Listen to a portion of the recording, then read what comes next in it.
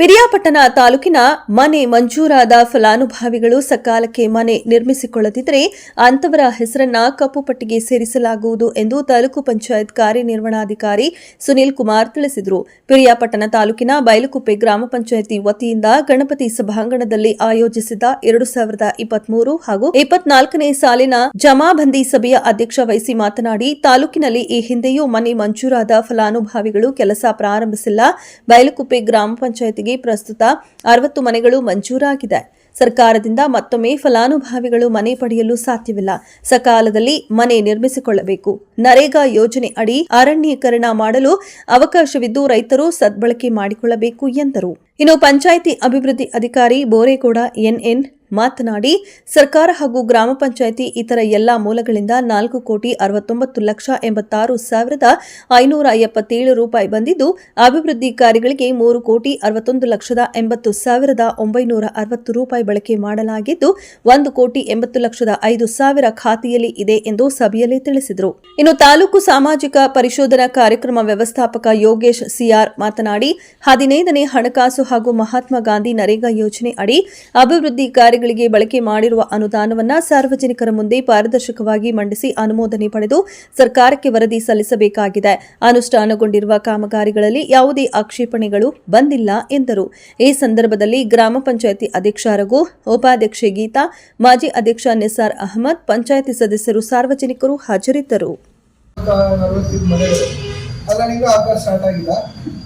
ಈ ವರ್ಷನೂ ಅಷ್ಟೇ ಇನ್ನು 60 ಮನೆ ಕೊಟ್ಟಿದ್ದೀವಿ.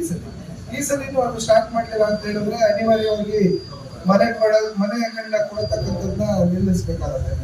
ಯಾಕಂದ್ರೆ ಈಗ ಕೊಟ್ಟಿರ್ತಕ್ಕಂಥದ್ದು ನೀವು ವಿದಿನ್ 90 ಡೇಸ್ ಅಷ್ಟೇ ಟೈಮ್ ಕೊಡೋದು. ಈಗಾಗಲೇ ಅನುಮೋದನೆ ಆಗಿ 6 ತಿಂಗಳು 1 ವರ್ಷ ಆಯ್ತಾ ಬಂದು ಇನ್ನೂ ಸ್ಟಾರ್ಟ್ ಮಾಡಿಲ್ಲ ಅಂದ್ರೆ ಜನಗಳು, ಸಾರ್ವಜನಿಕರು ಮನೆ ಕೊಡೋದು ಬೇಕಿಲ್ಲ ಅನಿಸ್ತದೆ. ಮನೆ ಅರ್ಜಿ ಕೊಡಿ ಸೇರಿಸ್ಕೊತಾರೆ.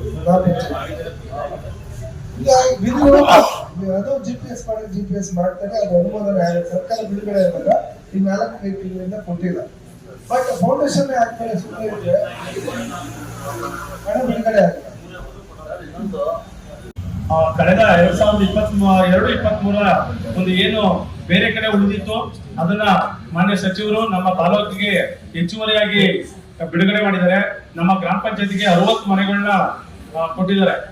ಆ 60 ಮನೆಯಲ್ಲಿ ಪರಿಷ್ಠ ಜಾತಿಯವರಿಗೆ 8, ಪರಿಷ್ಠ ಪಂಗಡದವರಿಗೆ 4, ಅಲ್ಪಸಂಖ್ಯಾತರಿಗೆ 10, ಇತರೆ ಸಾಮಾನ್ಯ ವರ್ಗದವರಿಗೆ 32 ಮನೆ, ಒಟ್ಟು 60 ಮನೆ ಇರೋದ್ರಿಂದ ನಾವು ಎಲ್ಲ ಗ್ರಾಮ ಸಭೆಯಲ್ಲಿ ಆಯ್ಕೆ ಮಾಡ್ಬೇಕು ಅಂತ ಏನ್ ಸರ್ಕಾರ ಒಂದು ಸುತ್ತೋಲೆ ಇದೆ, ನಿಯಮ ಇದೆ. ಆ ಪ್ರಕಾರ ನಾವು ಈ ಗ್ರಾಮ ಸಭೆಯಲ್ಲಿ ಮುಂದೆ ತಿಳಿಸ್ತಾ ಇದೀವಿ.